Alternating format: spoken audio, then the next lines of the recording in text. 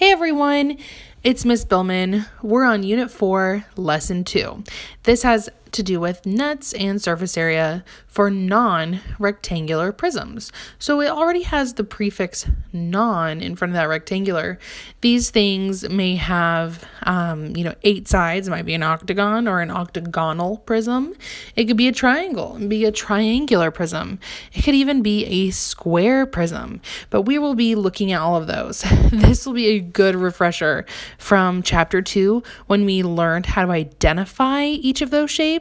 And if you are a little bit confused about that, it is always a good idea to go back and review the chapters from the past. You will also need to remember how to measure those and find the area. So this is page 149, and of course I'm putting my name on it because you never know, things could get lost even around my house. When we identify prisms, we're looking at the base, and we use the base to help name it. Now, when it says name this prism, we don't say, well, I really like the name Billy Joe. No, that's not how this works. So we actually name them based off of the base. So number 1, the purple one, or I guess kind of blue, depending on how you look at it. The base of it has 3 corners. Oh, wait. That's a triangle. That is definitely a triangle. So because the base is a triangle, when I name it, it is a triangular prism. It's really important that we look at the suffix. So the suffix comes at the end, kind of like a prefix. This comes before. The suffix changes. So it's not a triangle prism. It's a triangular prism. Let's look at number 2. I'm actually going to number the sides so I don't get very confused.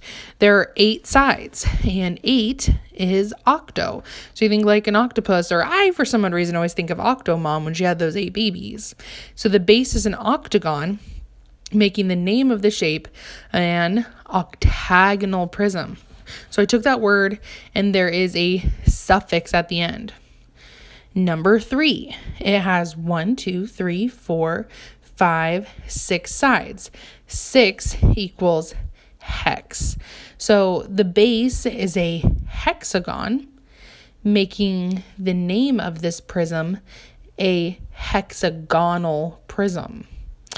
It might be hard to remember the shapes, like a octagon, pentagon, hexagon, but it's okay. I know that you can find ways. I remember the octo meaning 8, hex 6. That helps me, and we can work together to do that too.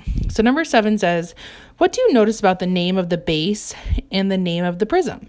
So we noticed that they are the same except for the suffix on the name. Like I pointed out, octagon to octagonal prism, hexagon to hexagonal prism. So number 8, it says, how is a prism made? Let's go right up to the top. It's named by the shape of its base. Whatever the shape is for the base, it helps lead us to what to name the actual prism. We'll move on to the homework later.